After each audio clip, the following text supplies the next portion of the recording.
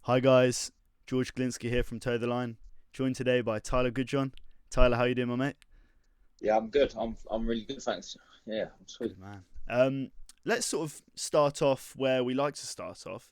Something I haven't really seen discussed with you. How exactly did you sort of get into BKB? Obviously, I come from a professional boxing, a glove boxing background. I was professional for about 7 years. Yeah, had a few ups and downs. I was English champion. Yeah, just in the end fell out of complete love with the sport. And then, yeah, retired. Actually had my license taken away for an interview I'd done talking about weight loss and all that kind of rubbish. And then, yeah, I see a thing on, I think it was BBC News with Jim on it, talking about how bare knuckle boxing was the fastest growing sport in Britain and all stuff like this. And yeah, I was just, for me, it was just a matter of, right, I'm going to have one, see what it's like, and just say I'd done it, really. So yeah. Is it? Am I right in saying it's something you wanted to do for a while, or was it just sort of came into your head when you saw the news report? I was like many people, I didn't really know it was going on. Do you know what I mean? Sort of like, just see it on the news, and then just thought, this is a bit of me. Do you know what I mean? Like when I was boxing, it was just, I was a fighter. I was always in fight of the night. I was a brawler, really. Didn't take one to give one sort of style of fighter. So it was, the bare knuckle in my mind was made for me, really. I think it was like the end of March, early April, I spoke to Jim, and then I was fighting Lafferty in the start of June. So it all happened quite quick, which was good. And what a fight that was. Let's talk about the last one, Sean George. How do you sort of assess your performance? Obviously, a fantastic victory, a very good performance. How do you feel about that one? It was a fantastic fight. It was a really, really good fight. Without being funny to anyone else in the sport, me and Sean, in my mind, the two biggest athletes in the sport. The training side of things. I know how hard Sean trained for that fight. He was training 3 times a day. I was training twice a day, 6 days a week. You know what I mean? It was, it was a real battle of the athletes. There was, we could have fought all night long, to be fair. If our hands and faces would let us. But the actual fight itself, obviously, first round was a wicked round. He put me down with a great shot he caught me right on the side of the temple, just took my legs away. I was just more annoyed with myself than anything, to be honest. I had been working on keeping my left hand up in training. Because I had been taking a few shots. Again, I'm a bit blasé at times with how I box, because I'm not bothered about getting hit. So I could be a bit of my own worst enemy, and I just took a shot on the side of the temple, just took my legs away, and like I say, it was like, damn, this is going to be a 10-8 round if I don't back from it. So luckily about 30 seconds later, I put him down and even the score. So yeah, it was a great round, especially for the fans and that. Just started off what was a great fight. Round of the year for me. I don't want to give too much away, but we've sort of got a Toe the Line BKB awards at the end of the year, end of year awards, and that has one round of the year. Not to give away too much to the people, but that's, as I say, watching that live from the sides. Have you seen the picture? I don't know if I put. There's a meme out where I think you're being dropped and I'm in the background, just eyes just popping out. Have you seen that at all? I'm going to send that to you. Just an absolutely mental fight, and it was an absolute privilege to be there, witnessing history on the night. So yeah, thank you for that, mate. Next opponent, we've got a few names being sort of flown around. James Lilly, someone I particularly would like to see a fight between you two. Edgar Puerta, even Ricardo Franco or Jimmy Sweeney. Have you got a preference at all, or are you a man who will just fight anyone? I'll fight. I'll fight whoever the company tell me to fight. Do you know what I mean? It's not like I've never been. I'll never ever duck a fight. That's. But at the same time, I want what's going to be the most, the most exciting fight. I've had 3 fights, 3 wins, 3 fights tonight, and although I'm going to sit here and go, oh, it was because of me. It was because I was against some game guys who come and give it everything. So as long as they're going to bring their all and make a good fight, I'm happy to fight. I think the James Lilly fight, it's cool. It's the only thing I would say is that I want a guy who brings that exposure to the sport, and for me, without being too disrespectful to James, like what really is he bringing? Do you know what I mean? How many people know who this guy even is? I know obviously his fans and that are going to slate me, they always do on Twitter. Busy, but the Twitter fight, you got a guy who was massively, was a big name in glove boxing. Obviously, give Jimmy a great fight and stuff like that. But then again, with the Twitter fight, he's coming off a loss. You know what I mean? It's a bit like, I'm world champion. Do I let him have a shot? Come loss. So and then James Lilly hasn't. He's unbeaten. Yep. Got a good record. So it's that really. I think. I sort of had a few weeks to think it over, and actually, I think it probably does make more sense to fight James Lilly just purely because actually, he has earned the right. Really, he's got he's had like 6 fights, he's unbeaten. So it's like that at the minute.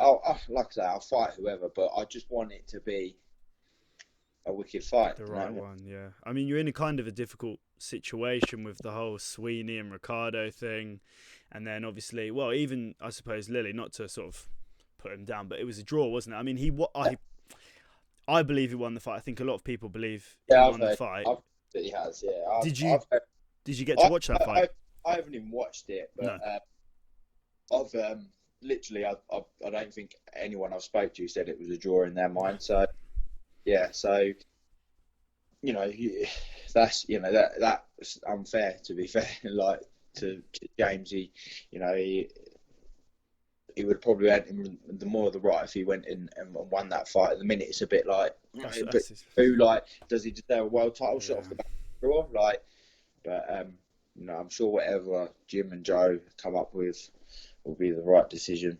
100%. And I've seen online you were talking about moving up a weight. Perhaps is that still on the cards? Yeah, I can do either. It's obviously I'm an 11 stone fighter.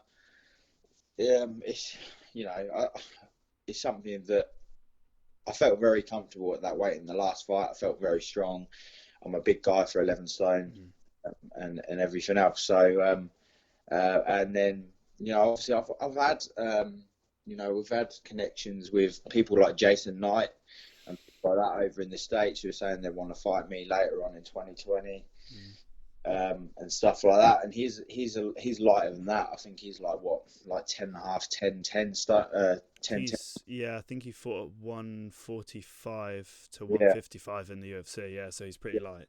Yeah, so that's a fight that I'd 100% be getting down to make. Because I think that's just a fight to make bare knuckle boxing a mainstream sport. Now you've got UK versus America. 2 big names in the sport, and I think it's going to take a fight like that to make to really make it a mainstream sport. So that's definitely something that I'd get down to. But at the minute, 11.5 stone or 11.5, 11.6, whatever, if it makes the bigger fights happen, that's something I'll have to do. The sort of America England card, does that excite you? Is that something you'd want to put together? 100%. I think it'd just be so good for the sport. Obviously I know there's difficult things between the promoters and all that kind of stuff. This throws a spanner in the works, but if they could, if they can sort things out or whatever, or make it happen, I think you'll really see bare knuckle boxing blow up. Because at the minute we're sort of like, you come to a bare knuckle boxing show, you'll go again, you're an instant fan, but I'm still getting people now that are sort of like, I'm bare knuckle world champion or whatever, and they're like, what is that in like a field or something? They still still sort of like, we've got to branch out to them, to them casuals at the end of the day. And I think when you have the UK versus the US, people are going to get behind their man, aren't they? I'd get behind me or get behind Jason Knight, say, if I fought him. So, yeah, it's just, I think it's going to take something like that, and then, like you say, if it could make a whole card of UK versus US, it would be so cool. Just be brilliant. Just the build up and everything would just be great, I think. But that's something that fingers crossed can happen. Let's hope so. I mean, that's something I think everyone wants. So let's hope so. But I said I was going to ask you a very special question, bit of a fun one. Obviously, you were given the Katie Gunn's most attractive BKB fighter. How are you feeling about that nomination? Yeah, I mean, ego boost, isn't it? not that I really needed it. No. I remember actually, it was posted up that Katie was going to put her top 10, and I said, look, if I don't get number one, this is rigged. This competition is rigged. And then, luckily I was number one, so I wasn't going to kick off. And otherwise, you would have left BKB. I would have stormed out because, it's just not fair. It's just no, not at all. Just finally, because I understand you're obviously going off to your CrossFit training, so geez, training all the time, very respectable. Is there anyone you'd like to sort of thank for your journey so far in BKB? Yeah, so many people really. Obviously my trainer, Steve Whitwell, has been brilliant. He's someone that I worked with closely as a professional glove boxer as well. And to be honest, probably like, as a professional glove boxer, I was quite sort of like, I was a kid really, when I sort of won the English title, I was like 22, 23, and I took for granted what people were saying to me. You need to box. The thing is, my boxing skills were always very good, but I just got too drawn in trying to be the fan favourite every time I fought.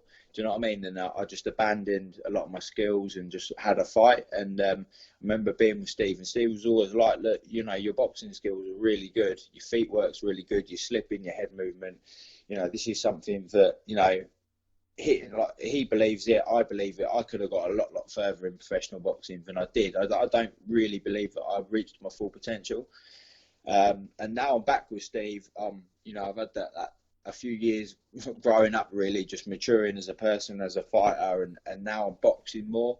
I'm using my skills a lot more, and bare knuckle boxing brings your skill set out because it has to. You can't just plod forward, take shots on your gloves and stuff like that. You take a jab to the face clean, it's going to tear your skin in half. Do you know what I mean? Break your nose, knock your teeth out. So it's the whole thing is.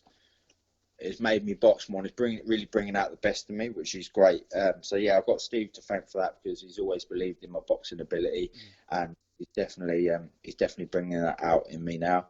I've got a few of my mates who are in the corner. They know who they are. They're always behind me, and I've had a lot of sponsors and stuff like that. Just have helped me along the way because again, I'm working 7-8 hours a day, and I'm training twice a day. Just allows me a bit of time off work to train and my training itself, you know what I mean? So and then finally just my supporters who the Fen Army, who have been there from day one really. So right since I was an amateur boxer, I remember the days when I was boxing for Haddenham Amateur Boxing Club, and we used to have like our home show, used to be absolutely packed out. Couldn't get another person in there. And again, I was always in Fight of the Night. And then they followed me through the amateurs, through the pro glove boxing, and now they're following me in the BKB. So I've always had a wicked fan base, just try to always keep them entertained in the ring and out. Legends. All right, thank you, Tyler. Really appreciate your time, mate. That's fine. Thanks, George. Thank you. Bye.